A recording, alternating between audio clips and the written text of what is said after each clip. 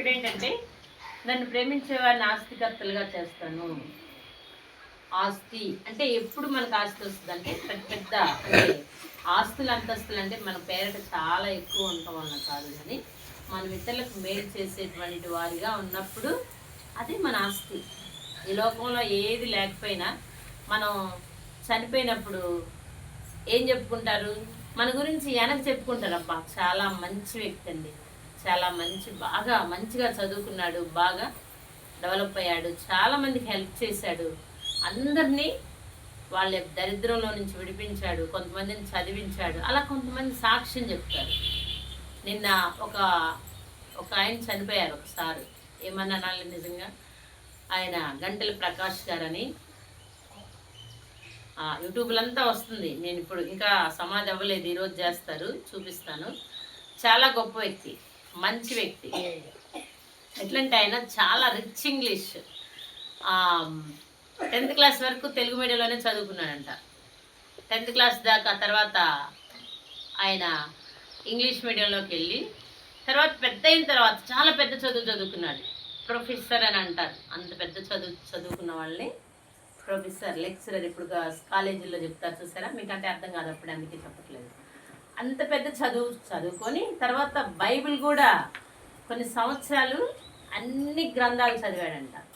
చదివి అన్ని విషయాలు చక్కగా ప్రూవ్ చేశారు, అన్ని విషయాలు ఖచ్చితంగా చెప్పారు. రిచ్ ఇంగ్లీష్లో చక్కని పాండిత్యం, చక్కగా మాట్లాడతారు.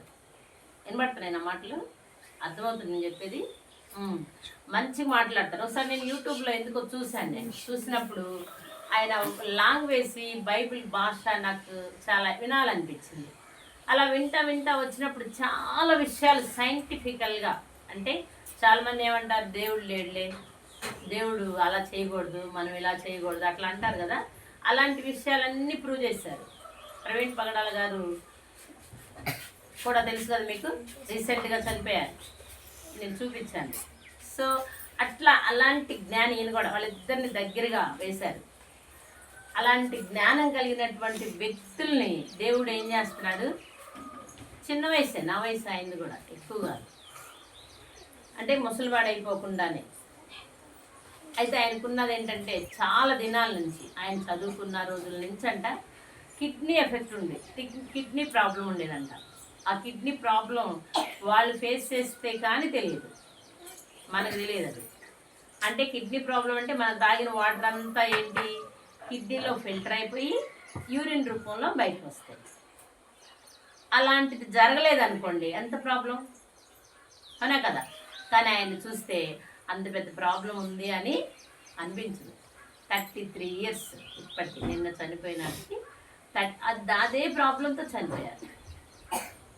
దేవుడు స్వస్థపరచొచ్చుగా, కానీ ఆయన ఉద్దేశం ఏంటంటే అలాంటి ప్రాబ్లం ఉండే ఆయన్ని చాలా గొప్పగా వాడుకుంది. ఈరోజు ఆయన చనిపోయిన తర్వాత ఎంతమంది ఆయన కోసం పరిగెత్తుతున్నారంటే, ఎన్ని యూట్యూబ్లు అందరూ, ఇదిగో నేను ఆయన దగ్గర ఇలా నేర్చుకున్నాను, నేను ఆయన దగ్గర ఇలా నేర్చుకున్నాను, ఇలా మంచి వ్యక్తి, ఇలా హెల్ప్ చేశాడు, స్టూడెంట్స్కి హెల్ప్ చేశాడు, ఇలా అన్ని మంచి విషయాలు చెప్తున్నారు. కానీ ఆయన గురించి ఒక్కటి కూడా చెడ్డ చెప్పట్లేదు. అంటే అందరూ చెడ్డగా చెప్పకుండా ఉండరని కూడా లేదు, మళ్ళీ అది కూడా చెప్తారు కొంతమంది, అలా చెడ్డవాళ్ళు ఎక్కడైనా ఉంటారు. కానీ మంచి చేయడానికి మనం ఏం చేయాలి, ప్రయాసపడాలి. అలాంటి వ్యక్తులను ఎందుకు మీకు ఎగ్జాంపుల్ చూపిస్తున్నానంటే, భవిష్యత్ మీది చాలా ఉంది, ఉందా లేదా, మీరు చదువుకోవాల్సింది ఎంత ఉంది, చాలా ఉంది. అలాంటి వ్యక్తుల్ని మనం ఇన్స్పిరేషన్గా తీసుకుంటే మనం కూడా ఏ స్థానానికి వెళ్ళాలనిపిస్తుంది, ఓకే నేను కూడా ఆ స్థానానికి వెళ్ళాలి, నేను కూడా ఆయనలాగా చదువుకోవాలి, ఆయనలాగా సేవ చేయాలి. బైబిల్ ఎందుకు చదివిస్తున్నాను నేనంటే, ఆయన చాలామంది సైంటిస్టులు మనం కనుక్కున్న, ఇప్పుడు బల్బు కనుక్కున్న, ఏరోప్లేన్ కనుక్కున్న వాళ్ళందరి గురించి రీసెర్చ్ చేశాడు. వివేకానంద, ఇందిరాగాంధీ, గాంధీ గారు, మొన్న స్టీఫెన్ పల్ అంకుల్ చెప్పారు కదా, గాంధీ గారు ఏమన్నారు, వివేకానంద గారు ఏమన్నారు, రాధాకృష్ణ గారు ఏమన్నారు, ఇవన్నీ చెప్పారా లేదా. సో ఇవన్నీ కూడా ఎందుకు వాళ్ళు సైంటిఫికల్గా ప్రూవ్ చేస్తున్నారంటే, చాలామంది నమ్మరు కదా బైబిల్ని, బైబిల్ ఏదో తప్పు అనుకుంటారు. ఈ మాటలు ఎందుకు చదివిస్తున్నాను నేను మీకైనా కూడా అంటే, రానున్న దినాల్లో మీరు కూడా ఏమవ్వాలి, ఎలా అవ్వాలి, రానున్న రోజులు ఎలా అవ్వాలి, గొప్పవాళ్ళుగా కావాలి. మీలో చాలా మంది ఎలాంటి జ్ఞానం కలిగి ఉంటారు. ఇప్పుడైతే చిన్నపిల్లలు, ఇప్పుడైతే తెలిసి తెలియని చేష్టలు చేస్తాం, కానీ పెద్ద అయిన తర్వాత మనకు ఒక జ్ఞానం వస్తుంది. ఈరోజు బైబిల్ చదువుతున్నాడు పనీంద్ర, మీలో కొంతమంది చదువుతున్నారు. పెద్ద అయినాక వాడిని దేవుడు మంచిగా ఆశీర్వదించాడు అనుకోండి, అప్పుడు ఏం చెప్తాడు వాడు? చిన్నప్పటి నుంచి నాకు బైబిల్ అంటే ఇష్టం, ఈ బైబిల్ చదువుకొని చాలా విషయాలు నేర్చుకున్నాను అని చెప్తారు. అలాగే ఇప్పుడు చిరంజీవి సార్కి నిన్న అవార్డు ఇచ్చారు. ఏంటి? తెలంగాణ గవర్నమెంటు పర్యావరణ పరిరక్షణ అంటే కాలుష్యాన్ని ఎలా నిర్ణయించాలి, ఎలా నిర్ధారించాలి, ఎలాగా ఎలా నియంత్రించాలి అనేటువంటి టాపిక్ మీద సార్ ప్రోగ్రామ్ చేశారు. అలాగే సార్ కూడా ఏంటి, చాలా మందికి హెల్ప్ చేస్తున్నారు. ఎగ్జాంపుల్ మనమే ఉన్నాం, మనకు చాలా హెల్ప్ చేశారు. ఇట్లా ఎగ్జాంపుల్గా ఏంటి చాలా మందికి హెల్ప్ చేశారు, చాలా మందిని చదివించారు సార్ కూడా. వాళ్ళందరినీ దేవుడు ఏం చేస్తాడు, ఒకరోజు మళ్ళీ మనకి బయటికి తీసుకొస్తాడు. నిన్న గవర్నమెంట్, తెలంగాణ గవర్నమెంట్ ఇచ్చిందంటే అన్ని న్యూస్ ఛానల్స్లో వస్తుంది, ఈరోజు చూపిస్తుంది అది కూడా. సో కాబట్టి మనము ఏంటి, ఆ ఉన్నతమైన స్థాయికి వెళ్ళాలి, మంచి వ్యక్తులుగా మిగిలిపోయినప్పుడు అవే మనకు బోల్డ్ ఆస్తులు. ఈ లోకంలో ఏం ఆస్తి అవసరమా అంటే మనకు తినడానికి, ఉండడానికి, బట్టలు కట్టుకోవడానికి, ఇంకా ఏదన్నా మనకు అవసరం, కారులో తిరగడానికి, అవసరమైతే విమానాలు తిరగడానికి ఇచ్చాడు అనుకోండి దేవుడు, ఇంకేం కావాలి? మనం చనిపోయినప్పుడు అయినా మోసుకెళ్తామా? తీసుకెళ్తామా? ఏం తీసుకెళ్ళాం? ఏది మిగులుతుంది మనకి?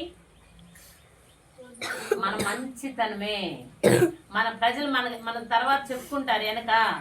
సపోజ్ జాయింట్ హోప్ స్కూల్ బాగుంది అన్నారు, జాయింట్ హోప్ స్కూల్ బాగుంది, అవునా? ఎందుకు బాగుంది అంటున్నారు?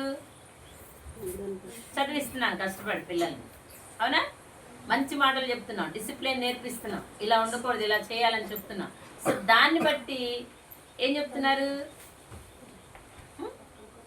బాగుంది అని చెప్తున్నారు. సో అలాంటి మాట మీ గురించి కూడా ఏం చెప్తారు? బాగా చదువుతాడు, వీడు మంచిగా చేస్తాడు, వీడు మంచిగా భవిష్యత్తులోకి వచ్చాడు, పైకి వచ్చాడు, ఇలా కష్టపడి చదువుకున్నాడు. అలా చేయొద్దమ్మా. ఇలా కష్టపడి చదువుకున్నాడు అనేటువంటి విషయాలు చెప్పాలి. అప్పుడు మనము ఉన్నతమైన స్థాయికి, అంటే అవే మన ఆస్తులు. అర్థమైందా? ఈరోజు ఆయన చనిపోయినప్పుడు వాళ్ళ రక్త సంబంధాలు ఎవరున్నారో ఏమో తెలియదు, కానీ అందరు బయట నుంచి వచ్చిన వాళ్ళే. నాకు చాలా ఇష్టం అట్లా. అంటే మన రక్త సంబంధాలు అయితే ఏం చేస్తారు, వెనక నుంచి ఈయన పేరు మీద ఎంత ఉంది, ఈయన పేరు మీద ఏముంది, ఎవరికి ఇచ్చింది ఆస్తి, ఎవరికి రాసిచ్చారు అని వీళ్ళనామాలు చూస్తారు ముందు ఆ శవాన్ని అక్కడ పెట్టి. కానీ దేవుని బిడ్డలు అయితే ఏం చూస్తారు? ఆయన ఏం నేర్పించాడు మనకి, ఆయన ద్వారా మనం ఏం నేర్చుకున్నాం, ఎలాంటి విషయాలు జ్ఞానం పొందాం. సపోజ్ మీరు స్కూలు ఏదో కొంత చిన్న చిన్న ఫీజులు కడుతున్నారు అనుకోండి, మీ అందరు పెద్ద అయినాక మేము ఇంత కట్టాం, ఫీజు అంత కట్టాం అంటారా? అనరు. ఏం చెప్తారు? మేము ఈ విషయాలు జాయింట్ హోప్లో నేర్చుకున్నాము, మేము మంచి విషయాలు నేర్చుకున్నాం, మంచిగా డ్యాన్స్ చేసాము, మంచిగా వాక్యాలు చదివాము, బుక్స్ బాగా చదివాము, లాంగ్వేజెస్ వచ్చినాయి అని అట్లనే చెప్తారు. అలాగే మన వెనుక దేవుని మనిషి, దేవుని జ్ఞానం, దేవుని మాటలు చెప్పి మంచి వాళ్ళగా కొంతమందిని తయారు చేస్తే సమాజంలో వాళ్ళే మన యొక్క ఆస్తులు. అర్థమైందే? కాబట్టి రక్త సంబంధాలతో ఉండే కంటే నేనేమంటానంటే ఆత్మీయులు. వాళ్ళు ఏమంటారు?